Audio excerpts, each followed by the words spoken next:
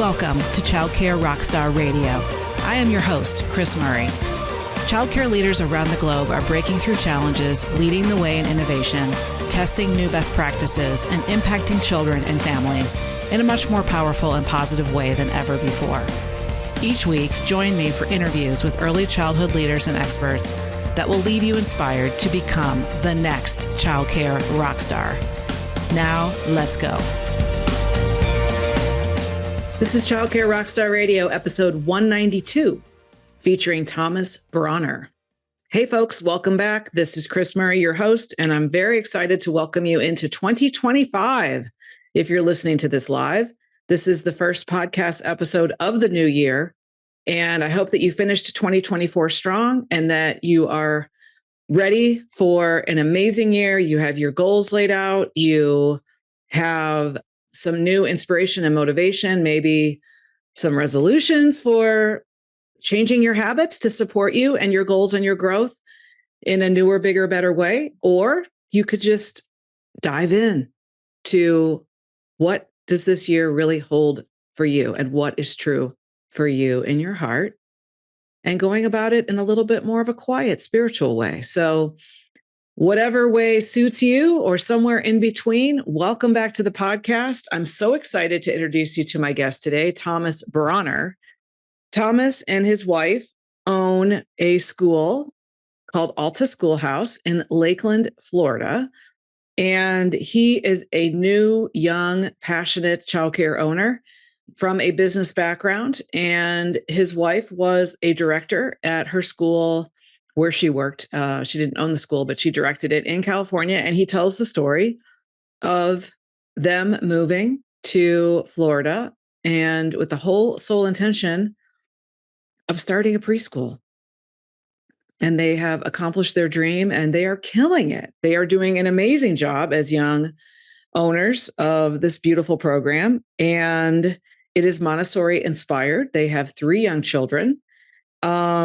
And an incredible story. I titled this podcast episode, Build a Great Team Around You, because Thomas tells the story of was his 3rd location to be able to actually build this out. He tried 2 other locations in Lakeland, Florida, and one of them was historic, and they got a lot of flack from the community, negative feedback, and they were not able to pursue that location. And then they had a second location that didn't work out. So this is the 3rd time is a charm story. And the way that Thomas made this happen was by building a great team around him. And I'm going to save those details and that juicy story for the meat of this episode. So you have to stay tuned to find out what happened and how they actually, they have a really cool strategy that they used for showing up strong with a great team around them and getting this school actually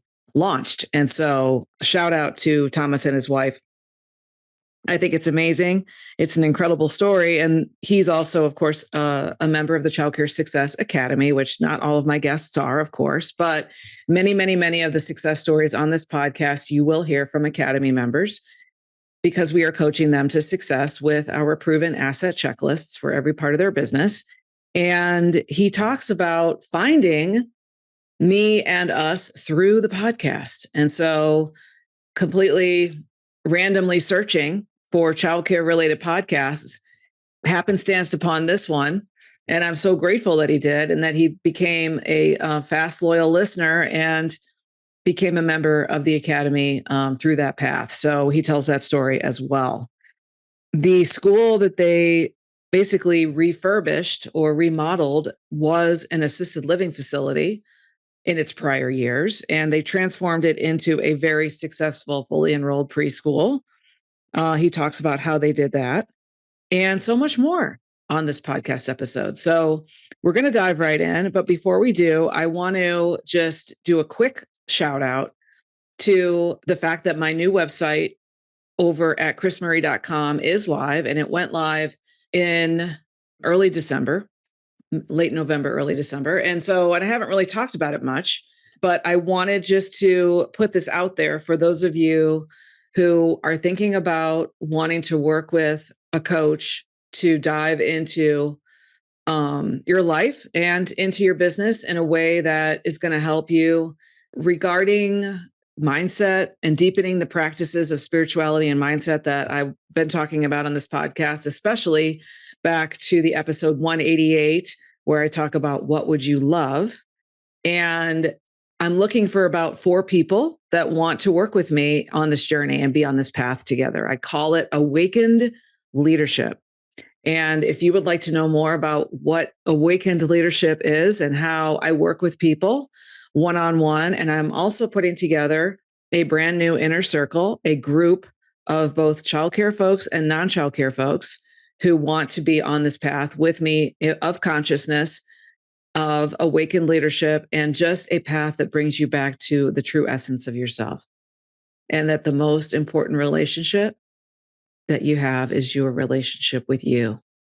And so bringing you back to that open heart space and helping you love all the parts of yourself, helping you work through parts of your life that feel broken or that you have been avoiding, things you've been resisting, the things you haven't been able to accept fully, people that you haven't been able to forgive, and all of those things around reclaiming power and becoming the next best version of you. And again, whether or not you're in the childcare industry, you probably are because you're listening to this podcast, but regardless, and I'm not going to talk about this a lot on this podcast because this podcast is reserved for the amazingness of the childcare industry and telling the stories of the people that are in the trenches. That is why we are here. So I'm not really going to bring this up anymore, but I just wanted to say it one time here in the beginning of 2025 is that if you're interested in working with me one-on-one or in a group, I'm just looking for a handful of folks that are interested in that path and that journey. And you can learn more and get started at krismurray.com. So you can go over there, you can read more about it, and you can click to book a call, and we will have a conversation and see if that's right for you at krismurray.com. So let's dive in and learn more about Thomas. I am very excited for you to meet him. I love his energy. I love when folks in their 20s and 30s who are new entrepreneurs, starting a new family, have a young vision, have this energy to put to their vision, and they do it and they bring it to fruition. And that is so inspiring. And I love sharing that with you and with my audience here at Childcare Rockstar Radio. So without any further ado, let's meet Thomas and hear about his story at Alta Schoolhouse and enjoy the episode, guys. Let's go.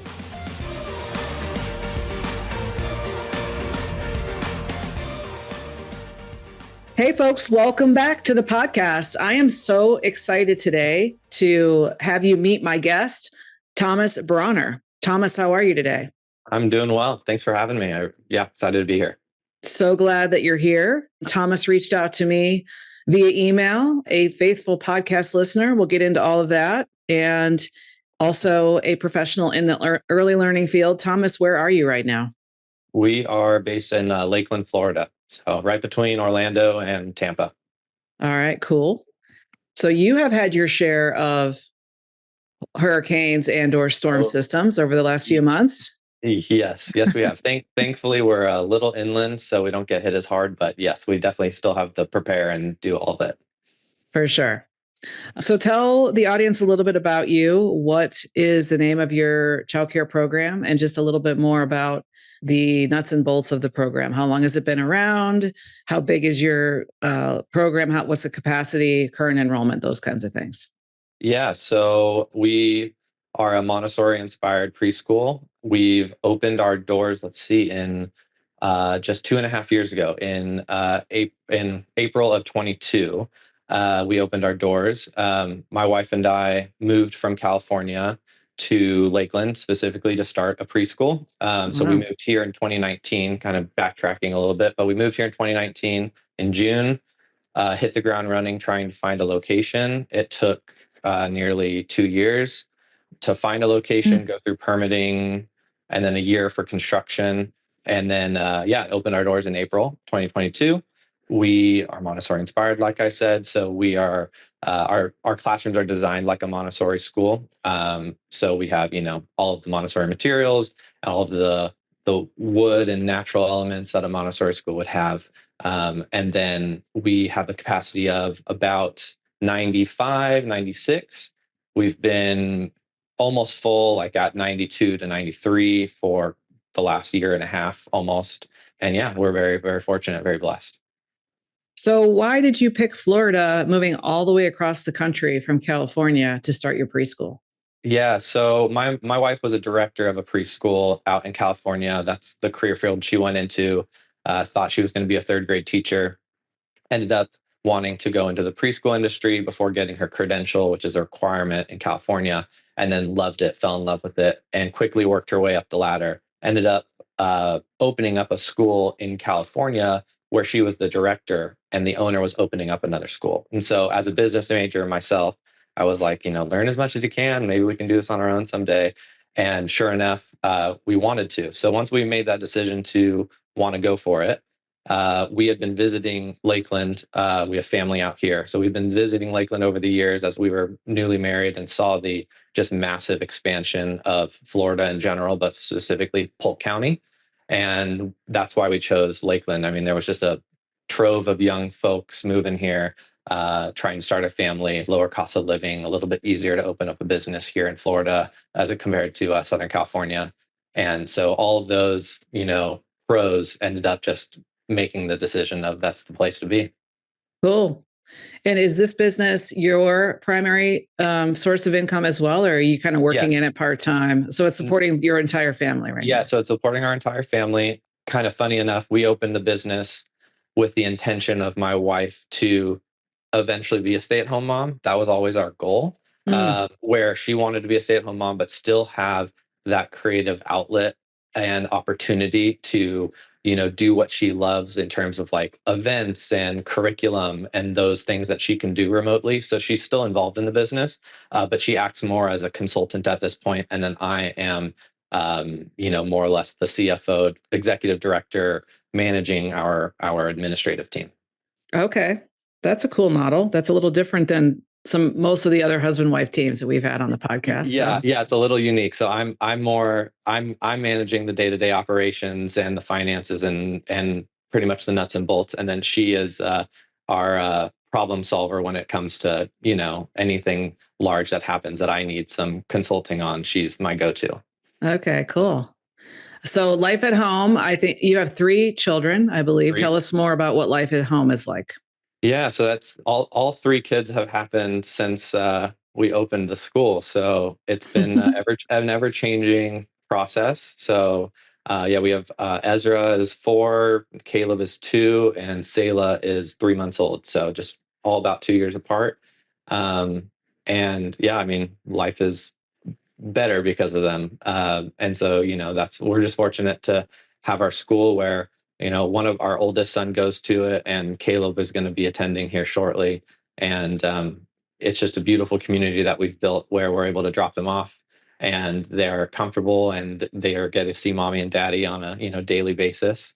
And then, I work from home as well as at the school. And so, yeah, the work-life balance is truly a gift in this industry. Mm, wow, that's fantastic. I love this story. So tell us a fun fact about you or you and your wife, because I feel kind of bad that we're not including her in this podcast, but I get No, it, no, you know? it's fine. No, Yeah. she's okay not being on camera. Okay, good. Awesome. Yeah. uh, Tell us a fun fact about you that not that many people know. yeah, and not many people. I would say, well, I'm Argentinian. My mom was born in Argentina, so I have a very just like love and affinity for Spanish culture, but Argentine food. That's what I grew up with. So my mom was born there, came here when she was 2, but my grandparents, immigrated here later in life, and so I've had that whole Spanish side of me growing up with the music, the food, the Cool. community, everything. So Love that. Love South yeah. America influence. That's Oh awesome. yeah, Um, and soccer. the name of your program is Alta Schoolhouse. Yes. I don't think we said that. Is the Alta inspired by? It's not inspired by the skiing mountain Alta in Utah, is it? What's the No, inspiration there? Okay. no. Funny enough, that was the street we lived on when we, developed our business plan of opening up a school. We lived on Alta Lane in Southern California. And there was a coffee shop, ironically named Alta Coffee. And that's where we would go to like kind of dream and sketch out our ideas. And so, cool. yeah. And Alta means like above or to elevate in Spanish. So that's what we went with. Love that. Love that. Cool. So, and I really am a huge fan of Montessori-inspired, by the way. And not that many people know that about me, but I do love Montessori because I do love having the learning be child-driven, child-directed versus teacher-directed. But I love it when you can pull off the inspired component because it does also help you with staffing, that if you're not strictly Montessori, you can pull staff who aren't necessarily Montessori certified. Yes. And you can start training them and teaching them in the ways of Montessori, but it can be that blend, which can make it easier to operate and manage from your perspective. So I just wanted to completely agree. Share that. Yeah. So that's working for you. Yeah. That completely. And we also like to do things that are not traditionally Montessori. Like we're huge on events and holidays, which are typically not as prominent in a strict Montessori school. So we go all out for our holiday parties and events with our parents. And are you for profit or non-for-profit? We are for profit. Yeah, we're for profit, and as of right now, we're 100% private pay. Cool, awesome. So no subsidy in there. Yeah, no subsidy, not yet. Mm-hmm. Right. Cool. So I want you to tell the story when you came into my email inbox about 6 weeks ago or 8 weeks ago. I don't know. And you had a pretty amazing story that was very inspirational to me, knowing that I had been inspirational to you as a podcast host on this podcast. Yeah. With regard to finding the podcast and then over time listening and then joining the academy at some point and really having so much success into your business and coming in where you've been able to really take these concepts and live and breathe them. But all of it started with happenstance finding Childcare Rockstar Radio randomly. So just tell a little bit more about that. Yeah, it all happened. I would say, our upward trajectory of our business all started on a search through Apple Podcasts for, childcare podcast, preschool podcast, Montessori podcast. And the one that kept coming up was, the Childcare Rockstar Radio. And so this was during our construction phase of opening Alta. So we weren't open. We didn't have staff even at that point hired. And that's how I came across the academy. So I started listening to the podcast and just looking for knowledge to continually, increase my abilities and increase my understanding of the industry as somebody who was a business major and understood business, but didn't necessarily understand the childcare industry. So I was just, desiring knowledge and wanting to consume as much as I could. And so the podcast was that for me. That's what ended up driving me to the academy. I set up, was driving back from Orlando, dropping my parents off at the airport. And I remember listening to the podcast and at the end of it, hearing Kris, you say, we're have a free evaluation or a free consultation meeting. So I met with Ben and we had a 30-minute meeting and he was able to answer questions at the time that nobody was able to give me answers to because nobody understood the industry. And at the time, it didn't make sense for us to join the academy financially because we had zero income. We weren't open. We were self-funding this thing at that point. But I kept it in the back of my head. And, a year later, the Orlando Summit or the conference was in Orlando that year. And so I took my team, not being a member, and we signed up at the summit. And so, that's how it happened. It's been an absolutely incredible experience ever since joining, between the community and just the wealth of knowledge that you can get so quickly. It's pretty invaluable, between the Facebook group, but also the weekly Q&As and then, your monthly meetings. There's never a time where I have to go more than, 3-4 days without getting an answer to some substantially difficult questions that everybody in the industry comes across. Right. Cool. Well, thanks for sharing that, Thomas. I am so happy to be doing this work and to have made a difference for people like you and your wife and the people that you lead and the people that you serve. So Yeah, That thank just you. means the world to me. So Yeah. thanks for being here and sharing that story. Did you guys, when you found I wasn't completely clear, did you find a lot and then build from dirt, or did you buy an We existing school and then renovate? technically neither, more the first. So we bought an existing assisted living facility, and essentially took it down to the bare studs, Mm. and then ended up adding on like 1,500 square feet. Oh, wow. So we had to go through, I like to say we built new because aside from the shell of the building, we had to go through the architectural plans, civil engineering, all the building permitting as if we were building new. And the only upside to us is we had, an existing shell. So our building is brand new with the exception of some of the windows we kept, and the brick facade of the exterior is new, but is old. But everything else aside from that is brand new. So um, that alone dove me into a world where I fell in love with. Just the real estate development side of it was Mm. very fun. So, hiring the architects and engineers, I really enjoyed the problem solving and the planning that goes into it. So much so, funny enough, that I ended up working for the civil engineering firm that I hired for like 8 months while our school was being built, because I just needed something to fill my time at that Right. point. So yeah, Wow. yeah. That's cool. I don't hear that a lot. I think, a lot of people that, and again, a lot of our business is driven by more women CEOs and women Yeah. founders. And sometimes they get driven a little crazy by the process. Like Understandably. it's it can be so stressful. And then dealing with all the different people in the community that have to give it their approvals, and then Yeah. going back again, getting fire marshal approval for the second time or whatever.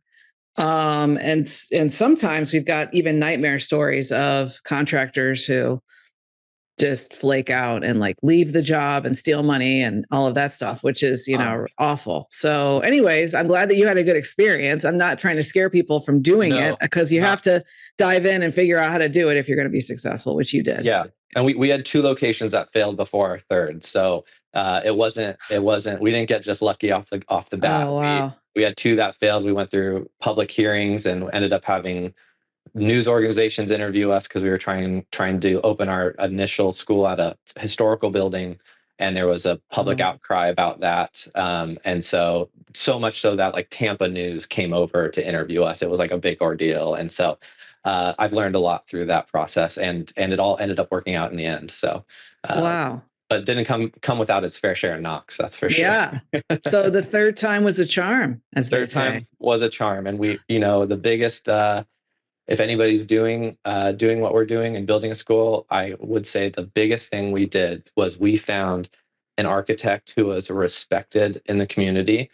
And the moment that we hired this architect and he walked into the doors of the city hall with us, the city planners and everybody on staff took us seriously. We were no longer, 2 kids that had a dream and were trying to open up a school. We were now, business professionals with the backing of an architectural firm that was well known in Lakeland, respected in Lakeland. And that is what gave us, the credibility that we needed to be taken seriously. And so, yeah, so we're very fond of our architect that worked with us. Yeah. Yeah. So that's a real writer downer for folks that are listening or watching the podcast, because building a great team around you and investing in what it's going to take to have that A+ team, or at least that A level team, if you can't quite afford the A+, but having that, lesson of walking in with that architect and making that investment so you would be taken seriously, which ends up saving you a ton of money on the back end, typically. Yeah. But it can be a little bit, nerve-wracking potentially to make that investment on the front end, but that's great. And sometimes even those people won't take your business if you're newer. Like they'll be like, I'm not going to have you as a client unless I, X, Y, or Z. You have to jump through all those hoops, but it's worth doing if you can make it happen. And that's great. Congratulations to you for doing that. So that's a huge aha to me, is to be able to walk in with that person and have everybody take you seriously is huge. Yep. Yeah. That was Cool. the big aha for us as well. Yeah. Awesome. So you've been open now for just over, well, 2.5 years, and you are essentially full. Hmm. Talk a little bit about the marketing that you did to attract and keep families. What has worked for you, whether it's digital marketing or community marketing? Just talk a little bit about what are your go-tos. Yeah. So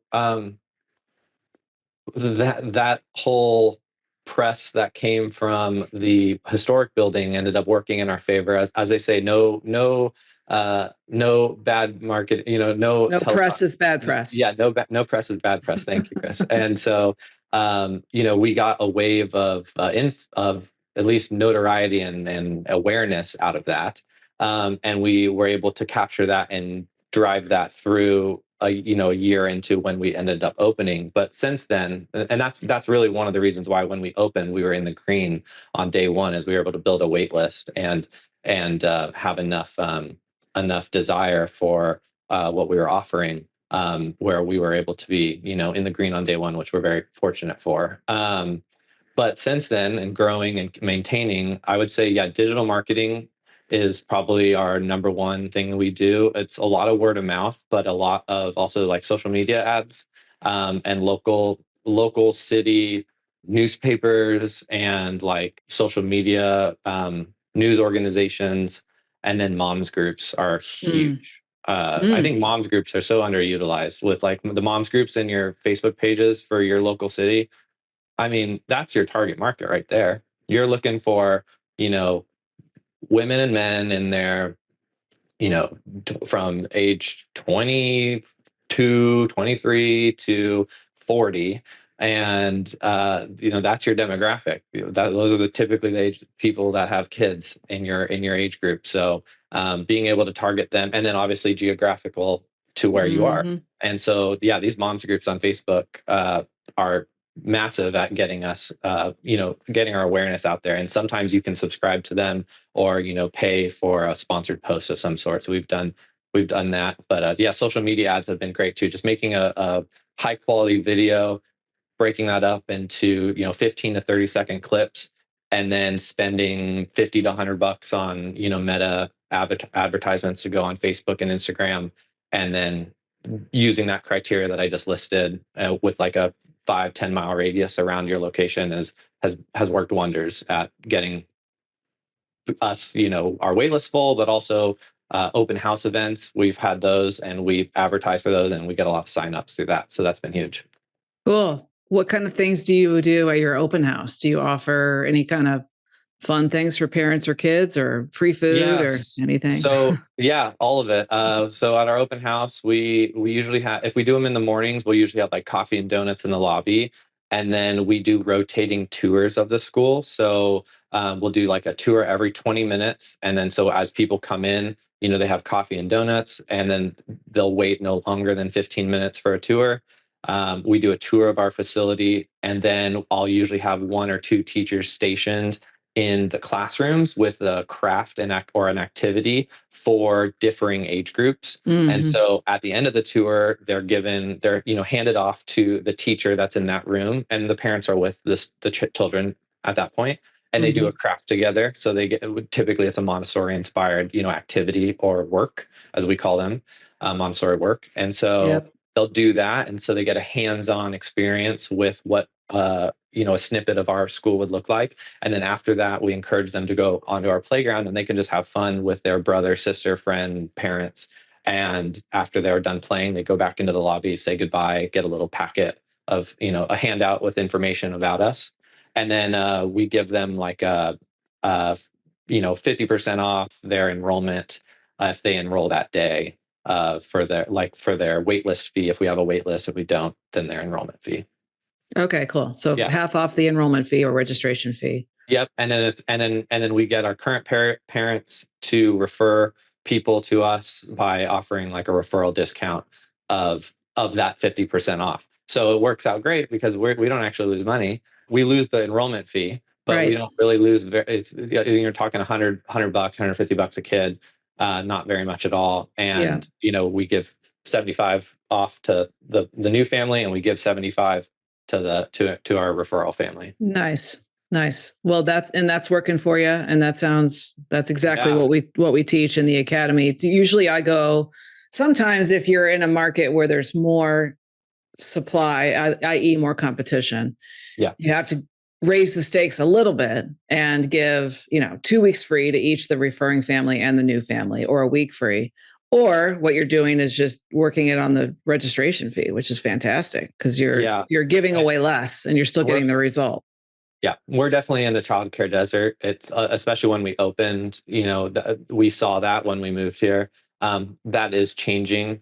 There are a lot more centers that have opened in the last 2 years. So Mm, I have a feeling we will be there in a year from now. But Polk County, where Lakeland is located, is the fastest growing county in all of the United States. wow. So we're getting an influx. So I don't know. Well, I don't know. We might go back to, we might stay a desert for quite some time. Who knows? Yeah. Well, that's interesting. So it's interesting that you knew that. You knew that things would probably grow quickly for you in terms of your enrollment because of that situation. But just knowing your market is the takeaway. Huge. Yeah. And don't go into a market where there is so many centers. There's a center on every block, and then you don't have the demand to support those centers. So do your homework. So that's great. Let's talk a little bit about staffing and leadership. So talk about how you opened your doors at a time when people were really struggling to get back after COVID, to a place where people would be willing to come into a brick and mortar facility and not work from home and actually show up on time, potentially with a uniform or with a set of standards and procedures, and be held accountable to that. And getting fully staffed. So was that a challenge for you, or how are you guys doing with that? I mean, it definitely was a challenge for us. I think other centers that were in other states had definitely a larger challenge than we did in Florida. Florida was one of the most relaxed on COVID policies, and Right. got some flack for that in the beginning, and then now people are like, yeah, maybe that was the right call. Who knows? It's still out for debate, but Right. I mean, yeah, like everybody was concerned about COVID. We had just had a newborn. Our first child at that point was like under 1 years old, and so we were freaked out as new parents. So hiring, translated into that. And just having strict protocols on, this is what we're doing for COVID. This is, if are we taking temperature checks or are we not? If we are, how are we doing them? Where are we doing them? Are we letting parents into the building? Are we doing tours? Like we went through every possibility, and we came up with a decision of, this is what we're going to do.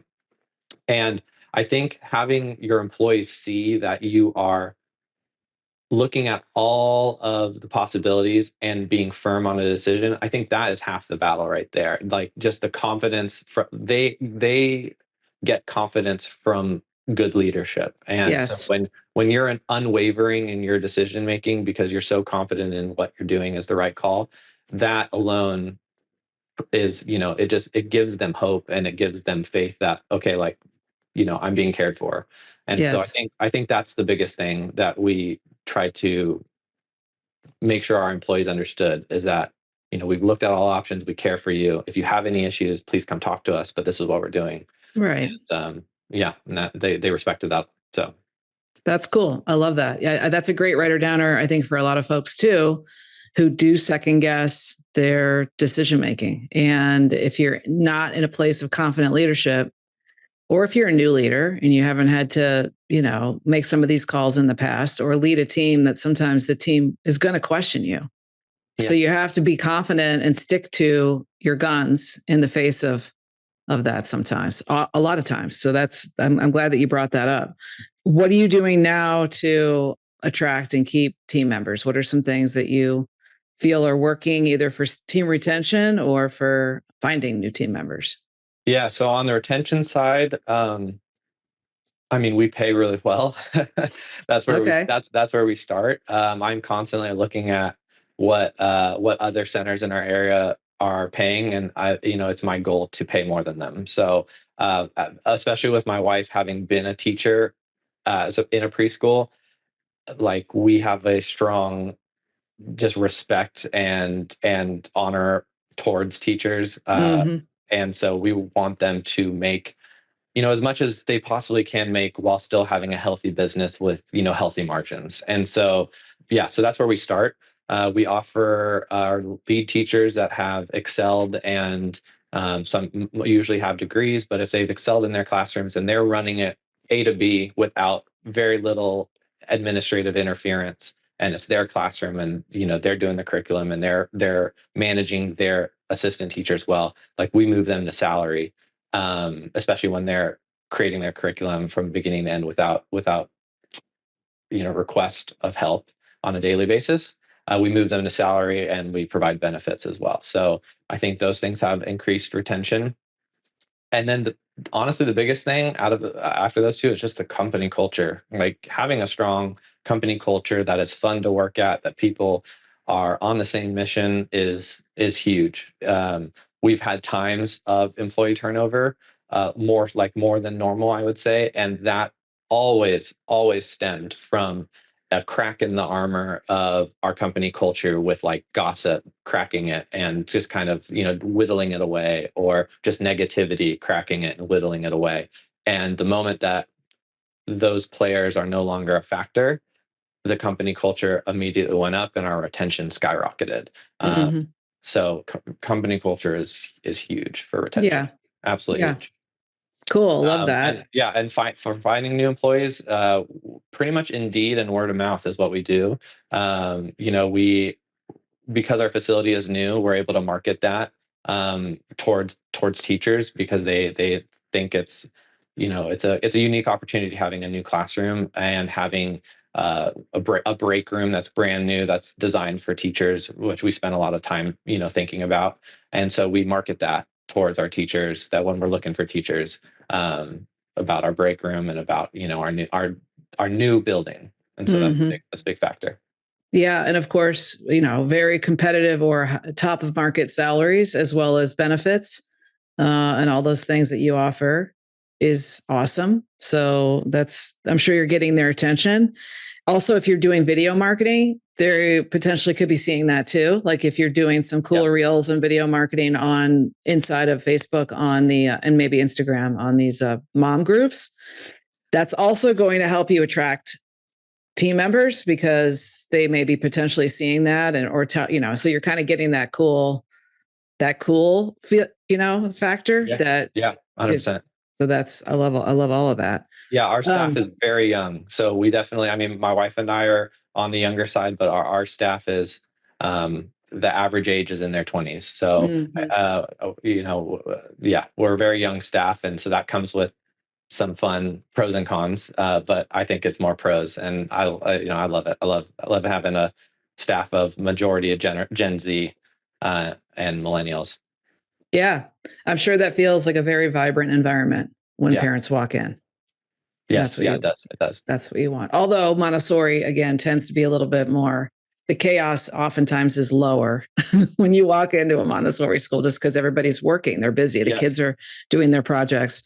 What kind of fun stuff do you have in terms of extra features and benefits? Whether sometimes Montessori-inspired can be either gardens or animals or any kind of other fun little things that you offer, or something else that's fun on your playground that might be an unusual feature, outdoor classrooms, anything that's kind of extra like that. We at this point, unfortunately, we don't have any of that. That was always a part of our desire, eventually, to have either a gardening area in the back of our classroom or an outdoor classroom. Yeah. So we have the space for it, but at the time of construction, we just didn't have the budget. But our playground is, although I wouldn't classify it as Montessori. It is it's beautiful. It's underneath a canopy of oak trees, and it's fully shaded year round. Nice. And we ended up turfing the entire playground, which in Florida is actually pretty rare. Most of the playgrounds here are mulch, and so the kids love it. It's I take my kids there after hours and just to play around. So yeah, but we'd love to eventually have an outdoor classroom. Would be amazing.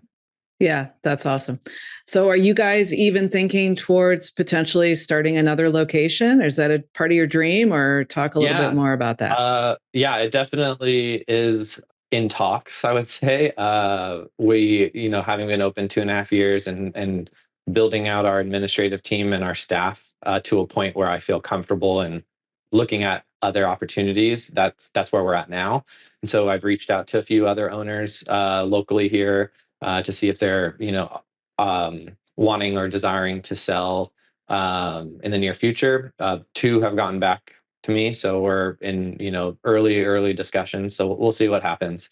But yeah, definitely not opposed to a second or third location for sure. Cool. Well, you're in the right group to support you to do Yeah. that. 100%. That's most of my questions as of late in my pod calls have been about acquisition and how an evaluation, how do you evaluate a childcare industry? So going through that's something that I've never done personally. So I'm trying to go through that that learning curve. Yeah. So that kind of touches on the financial aspects. So with you being a business major and coming to this, but you guys are young. So looking at your financial expertise, like how did you get your arms around projecting the business financially, working with a CPA, understanding your numbers, understanding what tuition you could or should charge so that you could make sure that your business is going to be the most successful, because your business is providing for your entire family. So just give us a little sneak peek into some of that, either planning or ongoing financial management. Yeah. So on the planning side of it, I mean, I was a spreadsheet fiend. I created using my accounting background classes in school.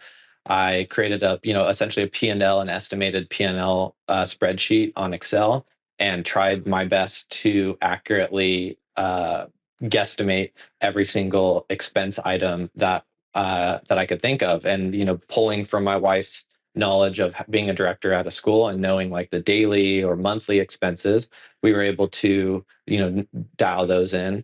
And then on the tuition side, for the income side, we secret shopped every single center there was in Lakeland before opening. So when we said we were going to open in Lakeland, we knew like we're going to open a school in this area because this is the geographical area with with the families that we want to attract, or with the lack of a center close by. And then we also got pricing. So we secret shopped, we got pricing. I priced it at the market value at that time, and we backed into everything from there. Backed into you look on Indeed, what are other providers paying their employees? Okay, we're going to pay that, and then we're going to play 5-10% higher than that. That's what we're going to start at. And those numbers have obviously changed since 2.5 years ago. Payroll has skyrocketed, minimum wages have increased here, and just wages in general have increased here. So but also tuition has increased, so it all has it all ebbs and flows. But on the planning side of things, when we were opening, I made a P&L, and it was pretty close. I mean, there were some things that were off or I didn't know about, but there was enough margin there where I felt comfortable. And okay, if I'm forgetting something, like it's not gonna kill us. It's gonna be okay. And then now we have a CPA. So since opening, about a year into opening, we hired a full bookkeeper CPA firm that handles our books. We have monthly meetings to review financial reports, and then I'm able to bounce any questions or ideas or tax ideas off them. Cool.